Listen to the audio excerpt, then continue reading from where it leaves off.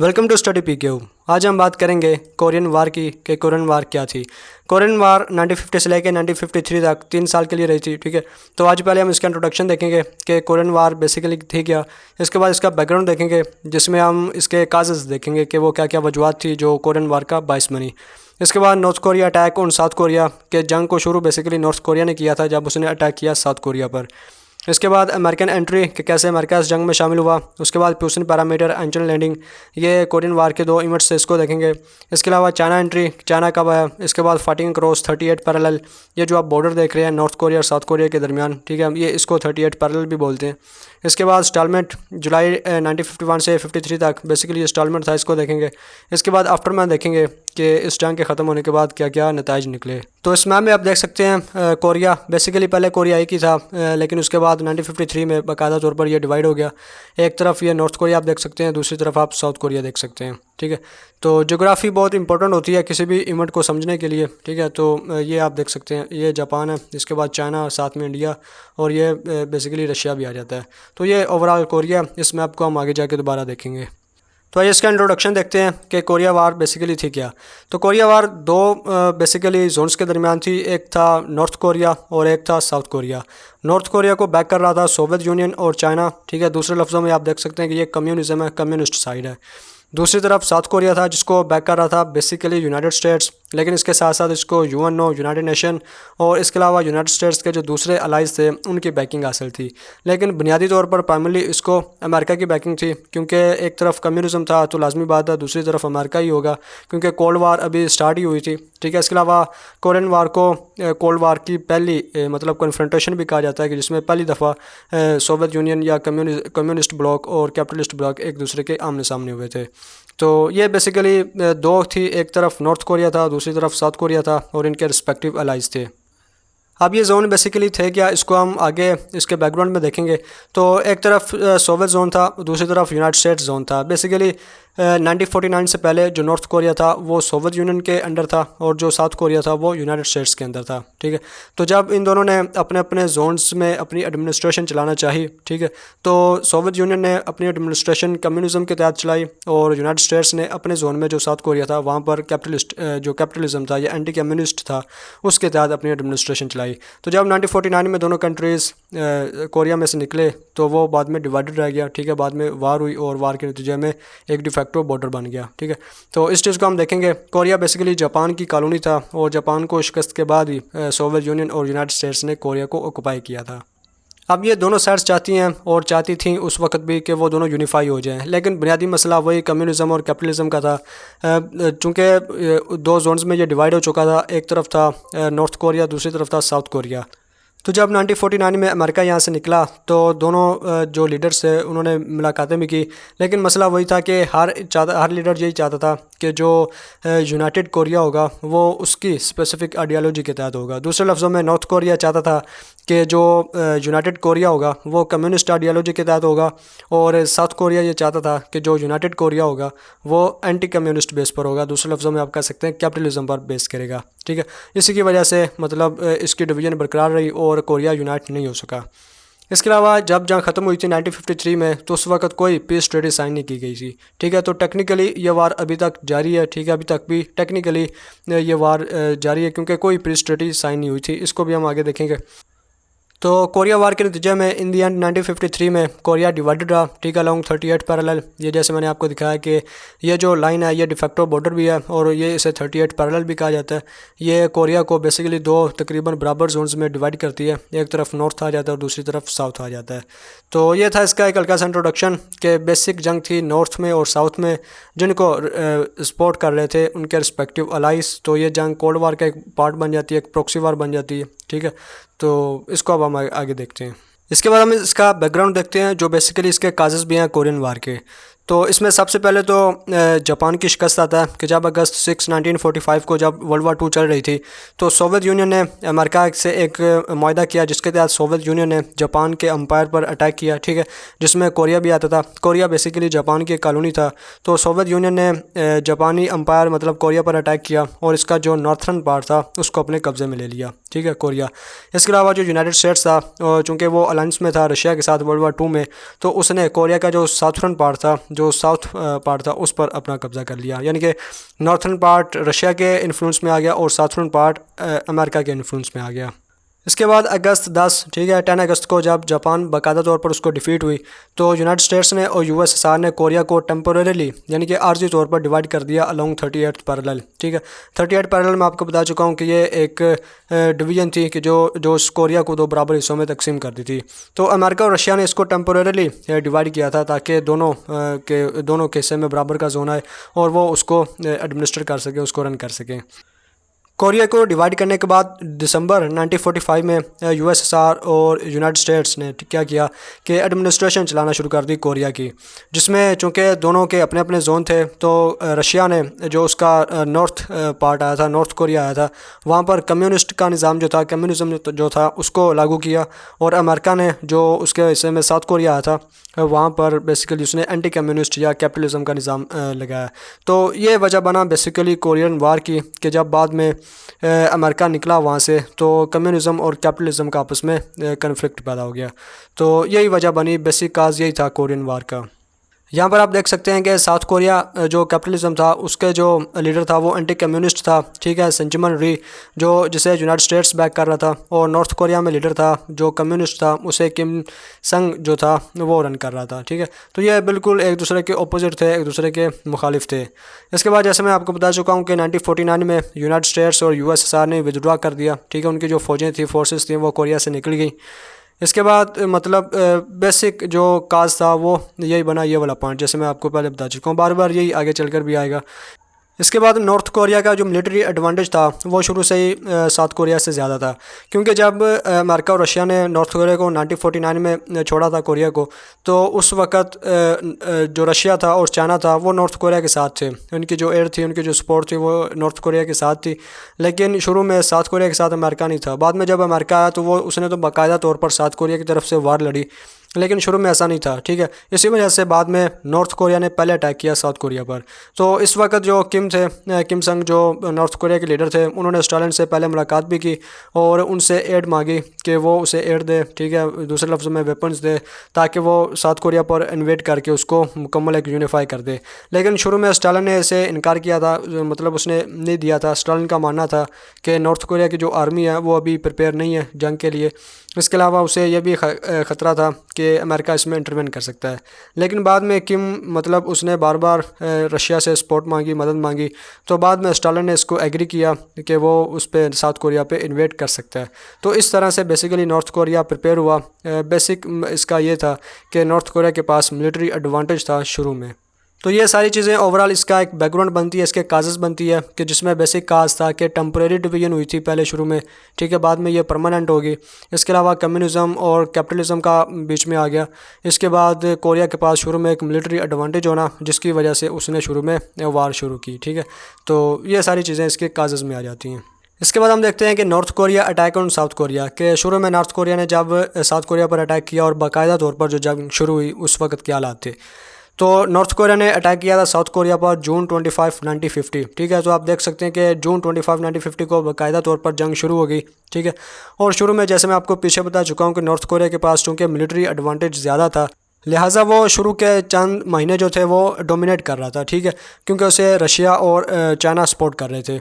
इस अटैक के नतीजे में जून 28 को नॉर्थ कोरिया ने सोल, जो साउथ कोरिया का कैपिटल था, उसको कैप्चर कर लिया। या मैप में देख सकते हैं हम कि ये वाला जो एरिया ये सियोल है, ठीक है, साउथ कोरिया का कैपिटल।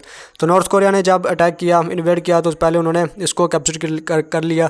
इसके बाद ये बढ़ते रहे और तकरीबन इन्होंने आधे से ज़्यादा कोरिया मतलब अपने कब्ज़े में ले लिया। ठीक है, और तकरीबन इस जगह पर साउथ कोरिया की आर्मी और इसके अलावा जब यूनाइटेड स्टेट्स आया था तो उसकी आर्मी इस जगह पर रहेगी। और उसके बाद उन्होंने काउंटर अटैक किया और बाद में वो नॉर्थ कोरिया में चले गए। ठीक है, तो इस चीज़ों को हम देखते हैं।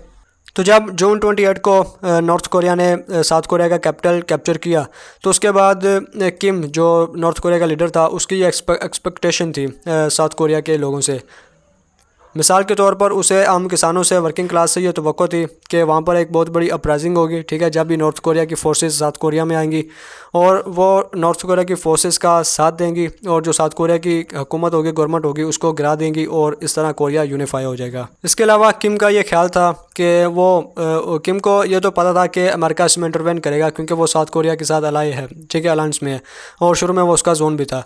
तो लेकिन किम को ये एक्सपेक्टेशन थी कि वो अमेरिका के इंटरवेन करने से पहले ही जो कोरिया उसको यूनिफाई कर देगा, ठीक है, अमेरिका के आने से पहले ही वो सारा ये काम कर देगा। तो ये किम की कुछ एक्सपेक्टेशन थी जो कामयाब नहीं हुई, जो उसे नहीं मिली। इसके अलावा नॉर्थ कोरिया ने जब शुरू में अटैक किया तो उसकी आर्मी थी 135,000 और साउथ कोरिया के पास थे 65,000, ठीक है। इसके अलावा इनके पास असला भी था, इनका मॉडल भी काफ़ी हाई था, ठीक है, इनके पास मतलब सोवियत यूनियन और चाइना की तरफ से असला भी था। इसके अलावा इनका मॉडल इतना हाई नहीं था, इसके अलावा ट्रेनिंग भी नहीं थी और शुरू में ये मतलब इतने एक्टिव भी नहीं थे। तो ये शुरू के कुछ हालात थे जिसमें वाज़ा तौर पर नॉर्थ कोरिया डोमिनेट कर रहा है, ठीक है, तकरीबन आधे से ज़्यादा इनके पास आर्मी थी। इसके अलावा जैसे मैं आपको पहले बता चुका हूँ कि नॉर्थ कोरिया शुरू में एडवांटेज में था, ठीक है, तो क्योंकि उसे चाइना की, रशिया की सपोर्ट थी, साउथ कोरिया के पास नहीं थी। तो शुरू में ऐसा लग रहा था कि जैसे नॉर्थ कोरिया चांदी हफ्तों में या चांदी महीनों में पूरे कोरिया को यूनिफाई कर देगा, ठीक है, लेकिन ऐसा भी ना हो सका, ठीक है, क्योंकि जैसे मैं आपको पहले बता चुका हूँ किम को एक्सपेक्टेशन थी आम लोगों से कि वो उसका साथ देंगे, लेकिन ऐसा नहीं हुआ, ठीक है। तो बाद में जब अमेरिका आया, ठीक है, और उन्होंने काउंटर अटैक किया तो बाद में फिर मसाइल पैदा हुए। इस वक्त जब नॉर्थ कोरिया इन्वेड कर रहा था, जो साउथ कोरिया की फोर्सेस थी उनको पीछे कर रहा था, तो उस वक्त जो अमेरिका की फोर्सेस थी वो जापान में थी, ठीक है। ये मैप में आप देख सकते हैं कि कोरिया के साथ ही बिल्कुल जापान है। तो जापान को चूँकि डिफ़ीट हुई थी तो अमेरिका की फ़ौजें यहाँ पर थी। तो उसके बाद ट्रूमैन ने जापान में जो स्टेशन थी अमेरिका की फोर्सेस उनको कोरिया में बुलाया और फिर यहाँ पर उन्होंने काउंटर अटैक करना शुरू किया। तो ये वो सारी चीज़ें थी कि जिसमें नॉर्थ कोरिया ने अटैक किया साउथ कोरिया पर और बाकायदा तौर पर जंग शुरू हुई। इसके बाद हम देखते हैं कि अमेरिकन एंट्री, कि अमेरिका कैसे इस वार में शामिल हुआ। तो जब ट्रूमैन जो उस वक्त अमेरिका के प्रेसिडेंट थे उन्होंने ये सुना कि नॉर्थ कोरिया ने इन्वेड किया साउथ कोरिया पर, तो उन्होंने उस वक्त जो उस एरिया में जनरल थे अमेरिका के, मैकार्थर, उनको ये कहा कि वो अमेरिका की नेवल फोर्सेस और एयर फोर्सेस को यूज़ करे और नॉर्थ कोरियन की जो फोर्सेस हैं उनको फर्दर एडवांस करने से रोके, ठीक है। तो इस तरह मैकार्थर जो उस वक्त जापान में थे वो कोरिया में आए और इस तरह उन्होंने काउंटर अटैक करना शुरू कर दिया।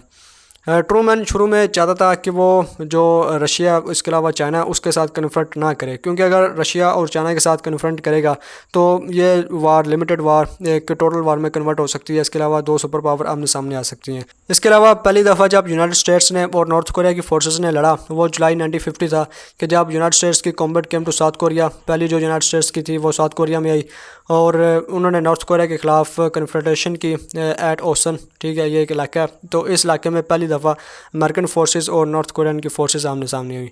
इसके अलावा यूनाइटेड नेशन की सिक्योरिटी काउंसिल ने इसने भी कंडेम किया नॉर्थ कोरिया की इन्वेजन को, ठीक है। बेसिकली जो सिक्योरिटी काउंसिल थी इसमें चूँकि आपको पता है वीटो पावर्स होती हैं, तो रशिया उस वक्त अपनी वीटो पावर यूज़ नहीं कर रहा था क्योंकि यह सिक्योरिटी काउंसिल में आ ही नहीं रहा था, ये प्रोटेस्ट कर रहा था। अगर रशिया उस वक्त सिक्योरिटी काउंसिल में होता तो मैं भी ये रेजोल्यूशन पास ना होती, क्योंकि ये अपनी वीटो पावर का यूज़ करता है, लेकिन ये वहाँ पर नहीं था।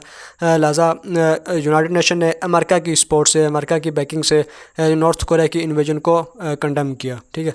तो इस तरह से अमेरिका कोरियन वार में आया कि उसने अपने जनरल को ऑर्डर दिया कि वो नॉर्थ कोरिया फोर्सेस को पीछे धकेले, ठीक है। इसके अलावा फर्स्ट कॉम्बैट और फिर सिक्योरिटी काउंसिल रेजोल्यूशन जो अमेरिका बैक कर रहा था। इसके बाद हम देखते हैं प्यूसन पैरामीटर एंड इंजन लैंडिंग, कि अमेरिकन जो फोर्सेस थी उन्होंने बेसिकली क्या क्या किया।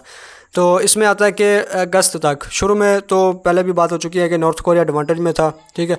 तो शुरू में जो साउथ कोरियन फोर्सेस थी, ठीक है, इसके अलावा जो यूनाइटेड स्टेट्स की फोर्सेस थी उन्होंने काफ़ी सारी जो ज़मीन थी, काफ़ी सारी टेरिटरी उसको लॉस किया और ये बैक कर गए इनटू स्मॉल एरिया ऑफ प्यूसन, ठीक है, जिसे साउथ वेस्ट ईस्ट भी कहा जाता है, प्यूसन भी कहा जाता है।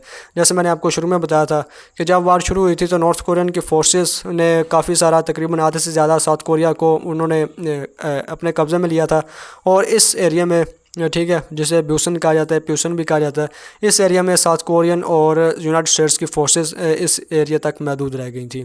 इसके बाद जब अमेरिकन फोर्सेस को यूनाइटेड स्टेट्स एयर फोर्स मिली, ठीक है, वहाँ के जो तैयारे थे और एयर फोर्स की जो पावर थी वो मिली, तो उसके बाद उन्होंने बाकायदा तौर पर नॉर्थ कोरिया पर अटैक करना शुरू कर दिया जो उनकी फोर्सेस थी।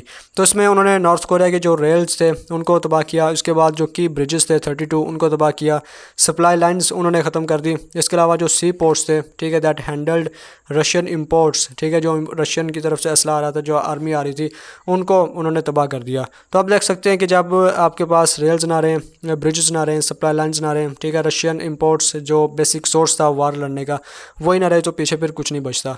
तो इस तरह से पहला झटका नॉर्थ कोरिया को यहाँ पर लगा। इसके अलावा नॉर्थ कोरिया की जो लॉजिस्टिक्स प्रॉब्लम थी कि जिसमें जो सिपाही लड़ रहे होते हैं उनको जो सामान दिया जाता है, लॉजिस्टिक प्रॉब्लम जिसे बोलते हैं, तो ये काफ़ी ज़्यादा थी और ये सारा होने से ये और ज़्यादा बढ़ गई कि आर्मी एक तो साउथ कोरिया में है और पीछे से उनको खाने पीने का सामान या उनको जो लड़ने का सामान है, लॉजिस्टिक सपोर्ट है, वो ही नहीं मिल रही। तो इन सारी चीज़ों से वो काफ़ी ज़्यादा बढ़ गई कि जब कम्युनिकेशन बहुत ज़्यादा ख़राब हो गई। इससे क्या हुआ कि नॉर्थ कोरिया ने अपनी हाफ से ज़्यादा जो इन्वेडिंग फोर्स थी उसे खो दिया और इसके अलावा जो इनका मोरल था, जो हौसला था, वो बहुत ज़्यादा डाउन हो गया। और आप जानते हैं कि किसी भी जंग में मोरल जो होता है ये सबसे इम्पोर्टेंट होता है और यही ना रहे तो फिर आप जंग नहीं जीत सकते। अब एक तरफ तो हम देख रहे हैं कि जो लॉजिस्टिक सपोर्ट है वो कम हो रही है, इसके अलावा कम्युनिकेशन बहुत ज़्यादा ख़राब हो रही है। तो इसी दौरान में जो अमेरिकन फोर्सेस थी साउथ कोरिया में, उनको जापान से बहुत ज़्यादा सप्लाई मिलना शुरू होगी, ठीक है। नॉर्थ कोरिया को कम होना शुरू हो गई और साउथ कोरिया को और यूनाइटेड स्टेट्स के जो फोर्सेस हैं उनको ज़्यादा होना शुरू होगी। और बाय सितंबर तक नॉर्थ कोरिया के पास तकरीबन 1 लाख आर्मी थी। हमने शुरू में देखा ये तकरीबन 1,35,000 थी, ठीक है, 135,000, और अब ये सिर्फ 100,000 रहेगी। और यूनाइटेड स्टेट्स, यूएन और साउथ कोरिया इनकी आर्मी पहुंच गई 180,000, ठीक है। तो यहाँ पर आप देख सकते हैं कि तकरीबन 80,000 का डिफरेंस यहीं पे क्रिएट हो जाता है, ठीक है। शुरू में नॉर्थ कोरिया एडवांटेज में था और अब साउथ कोरिया और यूनाइटेड स्टेट्स की फोर्सेस काफ़ी ज़्यादा एडवांटेज में है। तो इस मौका पर क्या हुआ कि अमेरिका ने या जो यूनाइटेड स्टेट्स की फोर्सेस थी उन्होंने काउंटर अटैक करना शुरू कर दिया। तो प्योसन का एरिया जो मैंने आपको बताया वहाँ पर यूनाइटेड स्टेट्स और साउथ कोरियन फोर्सेस थी, उन्होंने अब काउंटर अटैक करना शुरू किया और नॉर्थ कोरियन फोर्सेस को पीछे धकेलना शुरू कर दिया। इसके बाद मैकार्थर ने इंचन पर इन्वेट किया, जैसे शुरू में टॉपिक का नाम भी है इंचन, एक इलाका में आपको मैप में दिखाता हूँ। तो यहाँ पर पहुँच इसने क्या किया कि जो सेल था, जो साउथ कोरिया का कैपिटल था, उसको रिकैप्चर किया और जो बॉर्डर था जिसे 38th पैरेलल भी बोला जाता है, इसको उन्होंने क्रॉस कर दिया और फिर उसने बाकायदा तौर पर नॉर्थ कोरिया में इन्वेड करना शुरू कर दिया। जब मैकार्थर ने नॉर्थ कोरिया में इन्वेड किया तो नॉर्थ कोरिया के साथ आपको पता है कि चाइना है, तो इससे चाइना को कंसर्न हो गया, चाइनीज़ कंसर्न यहाँ पर पैदा हुए कि अगर अमेरिका या अमेरिकन फोर्सेस नॉर्थ कोरिया में इन्वेड कर सकती हैं तो कल को ये चाइना में भी आ सकती हैं, ठीक है। इससे चाइनीज़ जो थे वो बहुत ज़्यादा कंसर्न में हो गए, ठीक है। इसके अलावा मैकार्थर व्यू अबाउट चाइना के मैकार्थर का मानना था कि चूँकि चूँकि नॉर्थ कोरिया को रशिया और चाइना सपोर्ट कर रहा था और चाइना बिल्कुल नॉर्थ कोरिया के साथ था, तो मैकार्थर का मानना था कि जो सप्लाई लाइन्स हैं, जो मेन चीज़ें हैं चाइना में जहाँ से इनको सप्लाई मिलती है, उनको बम्बार्डमेंट के ज़रिए तबाह कर देना चाहिए, ठीक है। इसके अलावा मैकार्थर कम्युनिज़म के भी ख़िलाफ़ था। इसका मानना था कि there is no substitute for victory against international communism, ठीक है। तो कम्युनिज़म के ये ख़िलाफ़ था, तो चाइना के बारे में इस किस्म के ख्याल थे। ये आप मैप में देखिए कि इस एरिया से प्यूसन से, ठीक है, ये तकरीबन इस जगह पर आया, ये इसे बोलते हैं इंजन एरिया, ठीक है, ये इंजन का एरिया है। तो यहाँ पर जब ये आया तो यहाँ से इसने पहले सोल को रिकैप्चर किया और उसके बाद ये जो 38 पैरेलल बॉर्डर है इसको इसने क्रॉस किया। यहाँ पर आप देख सकते हैं कि येलो रिवर ये चाइना है। तो जब इसने इसको क्रॉस किया, ठीक है, इस तरह आगे ये बढ़ रहा था, तो चाइनीज़ कंसर्न यहाँ पर पैदा हुए कि अगर ये यहाँ पर आ सकता है कि ये येलो रिवर को भी क्रॉस कर सकता है। यहाँ पर चाइना ने काफ़ी सारे अपने कंसर्न भी ज़ाहिर किए और अमेरिका को वार्न भी किया कि वो येलो रिवर को क्रॉस ना करें, ठीक है। इसके अलावा वो अपनी फोर्सेस को यहाँ पर रोकते, लेकिन बाद में हुआ कुछ भी नहीं, ठीक है।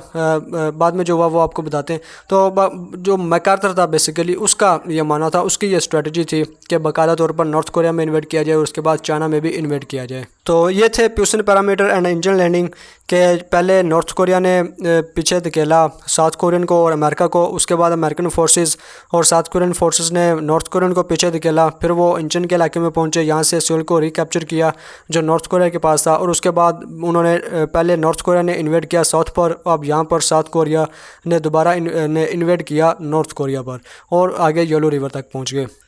इसके बाद हम देखते हैं कि चाइना कैसे इस वार में शामिल हुआ, ठीक है। तो जैसे पीछे बात हो चुकी है कि अक्टूबर 3, 1950 कि जब अमेरिका कि ट्रूप्स ने 38th पैरेलल मतलब साउथ कोरिया से नॉर्थ कोरिया में दाखिल हुए तो चाइनीज़ कंसर्न यहाँ पर बहुत ज़्यादा पैदा हो गए। तो माओ जो उस वक्त चाइना के लीडर थे, उन्होंने चाइनीज़ की जो फोर्सेस थी, चाइनीज़ पीपल्स वॉलंटियर आर्मी, ठीक है, मतलब उन्होंने ये शो किया कि जो चाइना की आर्मी वो वॉलंटियरली अपनी मर्ज़ी से वो इस जंग में शामिल हो सकती हैं, या वो अपनी मर्ज़ी से वॉलंटियरली वो इकट्ठी हो सकती हैं, क्योंकि कल को अगर लड़ना पड़े तो वो वॉलंटियर हो। तो इस तरह से उन्होंने अपनी आर्मी इकट्ठी की और उनको एक्टिवेट किया।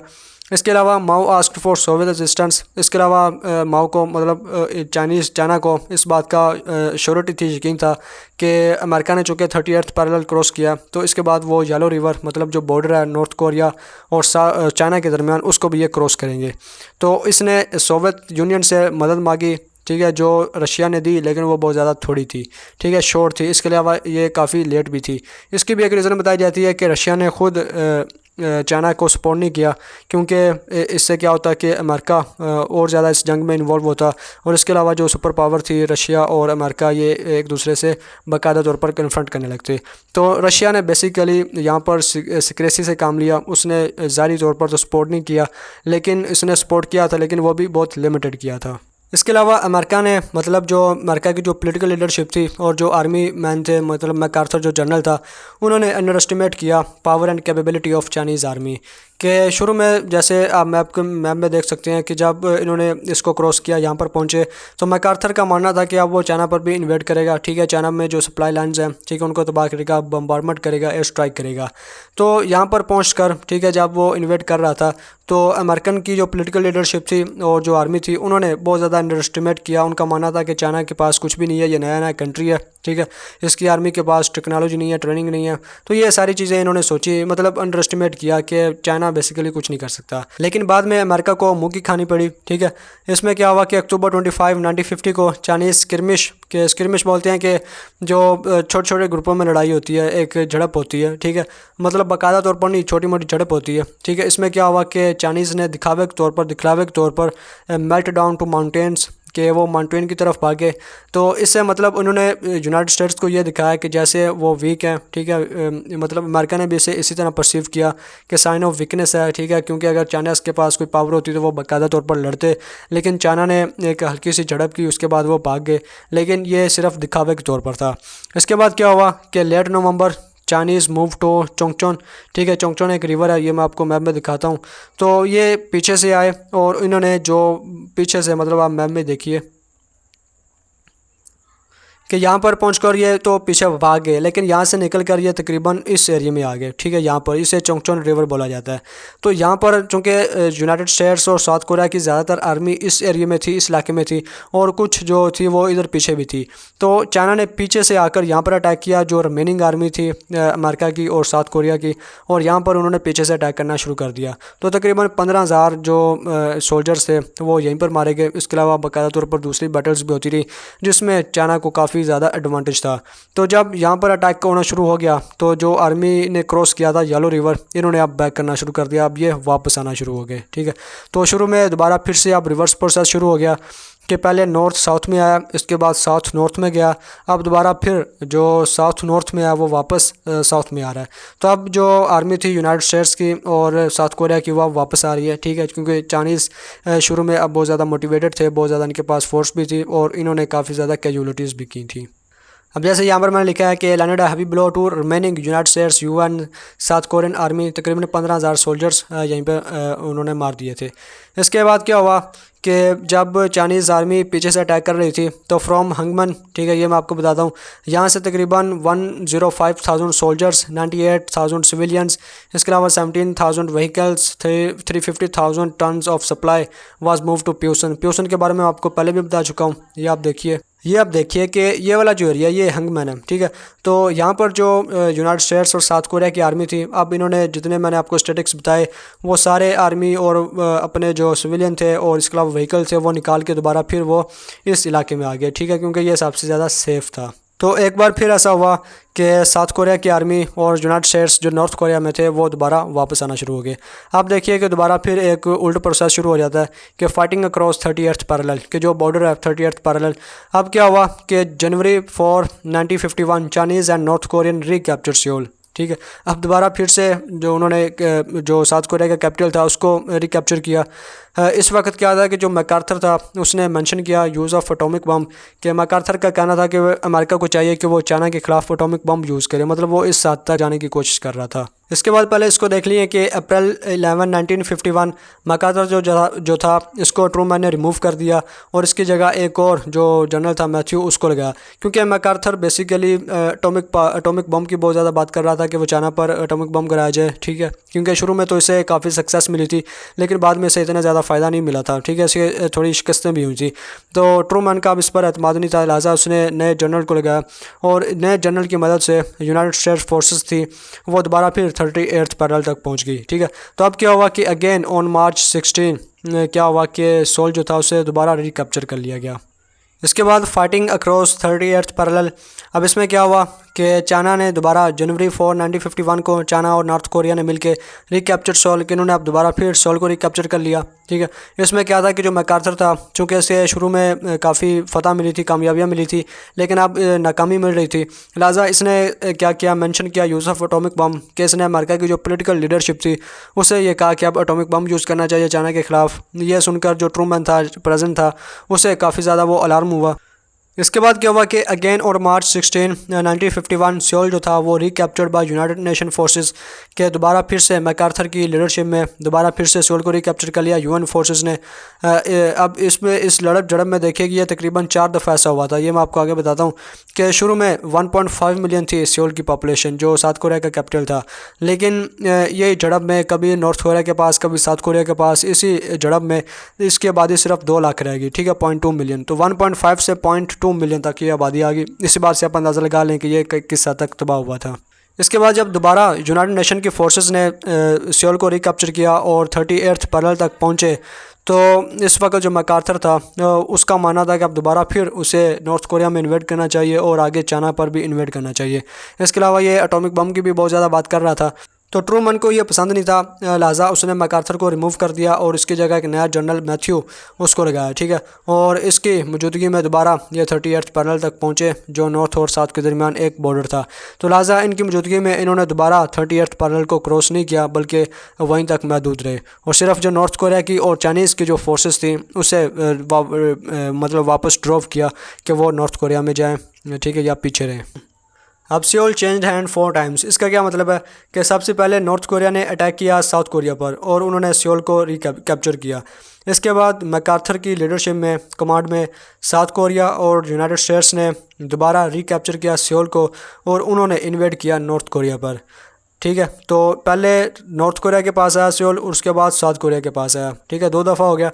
इसके बाद जब चाइना की लीडरशिप में चाइना ने जब अटैक किया तो दोबारा फिर से चाइना और नॉर्थ कोरिया ने रिकैप्चर कर लिया सियोल को, तीसरी दफ़ा हो गया। और उसके बाद दोबारा फिर से जब अमेरिका ने मैकार्थर की कमांड में सियोल को रिकैप्चर किया और फिर 38th पैरेलल पर जाकर ये रुक गए। तो इस तरह आप देख सकते हैं कि तकरीबन 4 दफ़ा सियोल चेंज्ड हैंड्स। इसके बाद हम देखते हैं कि इंस्टॉलमेंट के जुलाई 1951 से 1953, क्योंकि जब ये फोर्सेस वापस 38th पैरेलल तक पहुंची तो उन्होंने दोबारा फिर से इन्वेजन नहीं की थी, लिहाजा यहाँ पर एक इंस्टॉलमेंट बन गया, ठीक है। और ये तकरीबन 2 साल तक रहा, क्योंकि इस दौरान लड़प झड़प होती रही, छोटी मोटी लड़ाई होती रही, लेकिन बाकायदा तौर पर बड़ी जंग नहीं हुई थी, ठीक है। तो rest of the war small bombings and lengthy negotiation. अब इस एरिया में बहुत ज़्यादा निगोशिएशंस हुई थी, बहुत ज़्यादा पीस और ट्रीटीज़ और निगोशिएशन के ज़रिए मसाइल को हल करने की कोशिश की गई, लेकिन असूली तौर पर यह मसला अभी तक चल रहा है, अभी तक भी हल नहीं हुआ, क्योंकि टेक्निकली ये वार अभी भी ख़त्म नहीं हुई। अब इस दौरानिए में क्या था कि नॉर्थ कोरिया और साउथ कोरिया के जो टेरिटरीज थी वो चाहती थी कि वो मैक्सिमम टेरिटरी हासिल करें, या जो टेरिटरी वो लॉस कर चुकी हैं एक दूसरे से वो कोई भी पीस एग्रीमेंट साइन करने के से पहले वो उसको अटेंड कर लें, क्योंकि जब भी कोई एग्रीमेंट साइन होगा फिर उस पर अमल करना होगा, लिहाजा उससे पहले इनका मानना था कि ज़्यादा से ज़्यादा टेरिटरी हासिल कर ली जाए। इसके अलावा मेजर इशू ऑफ निगोशिएशन, इस दौरान में जो गुफ्तगू हो रही थी, निगोशिएशन हो रही थी, उसका जो मेजर इशू था वो प्रिजनर ऑफ वार था। ये क्या था कि जो प्रिजनर ऑफ वार अमेरिका ने और साउथ कोरिया ने कैप्चर किए थे नॉर्थ कोरिया के और चाइना के, वो बेसिकली वापस नहीं जाना चाहते थे, क्योंकि जब जंग ख़त्म होती है, रिपारेशन होती हैं, तो प्रिजनर ऑफ वार इनको वापस किया जाता है। लेकिन चाइना और नॉर्थ कोरिया के प्रिजनर ऑफ वार जो साउथ कोरिया में थे वो वापस नहीं जाना चाहते थे। इससे चाइना को और नॉर्थ कोरिया को मसला था, ठीक है। इसके अलावा बाद में मतलब इसी वजह से ये काफ़ी ज़्यादा निगोशिएशन लंबी हुई और बाद में एक एग्रीमेंट पहुंचा जिसके मुताबिक वॉलंटरली कि जो प्रिजनर ऑफ वार अपनी मर्ज़ी से चाहें दूसरे जोन में वो जा सकते हैं। तो इस तरह यह मसला बाद में फिर ख़त्म हुआ था और फिर बिलाखिर जुलाई 27 1953 में कोरियन वार ख़त्म हुई।